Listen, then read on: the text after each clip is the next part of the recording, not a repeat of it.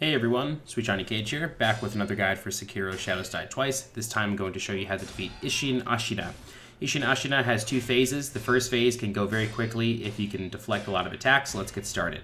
He has a thrust attack. You can do a Makiri counter on that. It's a little difficult because he delays the thrust and it's kind of hard to time. Just look at his wrist when he moves. So there is a loop that you can get him in where if you attack him twice and he deflects both, and then you deflect his next attacks, you can just keep doing that over and over and over and build up his posture meter super fast. This move here where he sheaths his sword and charges up, I run away. I don't even bother trying to do it. But yep, there's a Makiri counter on that thrust. Once you figure it out, that's bread and butter right there, figuring that out. So phase one moves really quickly, like I said. When he has his sword in his hand and he's sort of pointing it to his side, your first attack will always whiff. So just whiff one attack to bait out his attack, deflect it, and build up more posture. And this is that loop that I'm talking about. 1, 2, deflect, deflect, attack, whiff, deflect, and then that's it. That's phase one. It goes very quickly, it takes a little while to get used to, but it's meant to be easy because phase two is bananas. So, as you just saw, a lot of his attacks have fire now. So, the trick is, don't deal with the fire. It's just not worth it. So this attack here, the flames fan out, so be very careful. You want to make a lot of lateral movement. Don't try to run away because you're just going to increase the range at which you can get hit. This attack here, he brings up the flames from the floorboards and then rushes you. You can use a Mistraven prosthetic there to dodge that. Just a quick note though, if you can't Mistraven the first hit, like if he hits you anyway, hit Mistraven again and you will dodge the 1,000 cuts that come afterwards. So keep that in mind. Yeah, so that's really it. It's kind of the same as phase one from that point on. There's just a few fire attacks. This attack here, he still holds his sword above his head, but he has an additional side swipe after that. So make sure you are behind him when he's doing that. That attack, again, just run from it. If you're close enough, he's vulnerable for a while afterwards. But yeah, this fight moves really, really quickly, so you have to be very careful. So here I missed the Mistraven once, and I take the 1,000 cuts because I hadn't figured out I could do it again yet. Happy to report, though, you have a tiny window in which you can just hold R2, and you'll get the Mistraven the next time.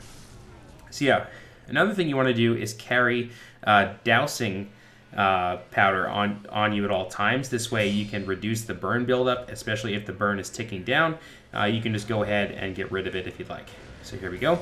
I Mistraven twice and get out of there. If you have the ability that lets you attack immediately after or through it, definitely a good idea to bring that. But here you can see, you kind of can get him into the same loop as before. Just make sure you dodge that or block that second attack. And there you go. So I die once here. That's okay. That's what it's there for.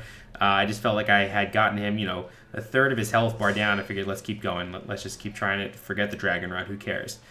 So here we go again. I believe I cannot dodge this first one, but I do dodge the second one with Mistraven. So yep, go ahead and do that. I'm not sure if he can counter your thrust attacks. I'm not 100% certain. I've never had it happen. But just keep it in mind that thrusts may not be the greatest idea in this fight because they do take a while to wind up. But yeah, there we go. So Mistraven again. For some reason, I couldn't get it the first time after a few tries. Like it just stopped working. I think I was panicking at this point. But yeah, that's sort of it. So let him do his burn attacks. Once he does, I don't know how I made it out of this alive. But somehow I did. Use your healing gourd. Use your Dowsing Powder if you have it. And yeah, just get rid of that burn. Do what you gotta do. Also, if you have any, I think it's Divine Grass or whatever that's called to restore everything, now's the time to use it because you're gonna get credits after this. That attack where he sheaths his sword, he still has it. Just run away. It's not even worth trying to parry. It's really not worth it at all.